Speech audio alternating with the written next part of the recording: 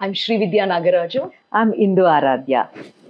Another Navratri day today, and we continue to celebrate the divine feminine. Now, our talks is all about Shakti, the women power.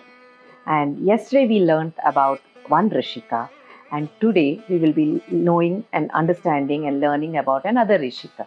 So, Shri, whom are we talking about? Whom will you introduce us to? Another powerhouse, Bhagavati Gargi. She's not much heard of, but she was a very powerhouse for knowledge and wisdom.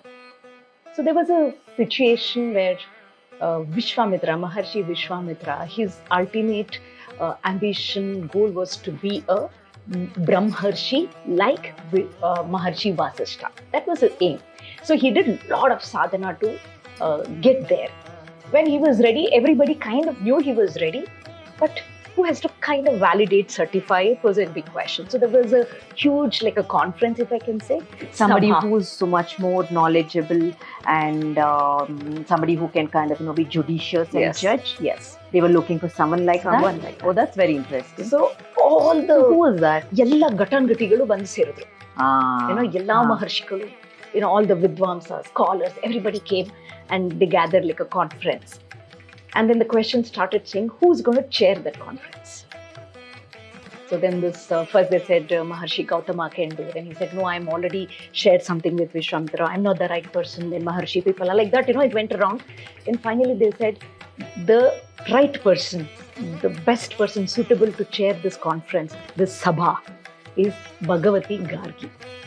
So Bhagavati Gargi was requested to chair and say yes at the end of this conference, she has to kind of give that padavi.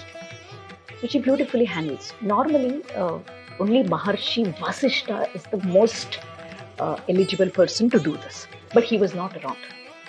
So who should do? That's how Bhagavati Gargi came in to chair that.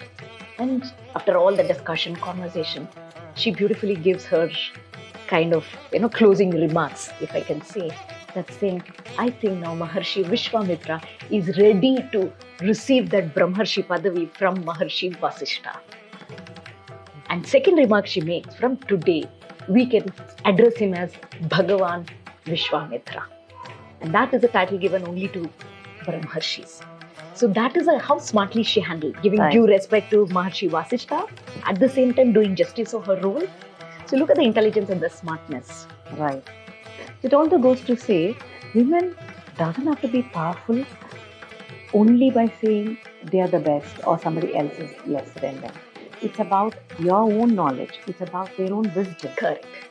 And it's wonderful to see how in our culture, women have always been respected for who they are. Who they are, exactly. For the power they are, for the competence they bring in, not because of any gender.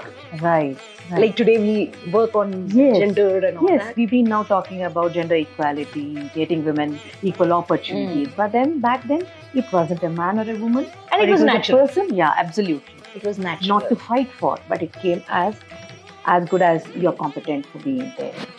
It was a very inspiring story that we are learning Another today. Shakti. Another Shakti, absolutely right.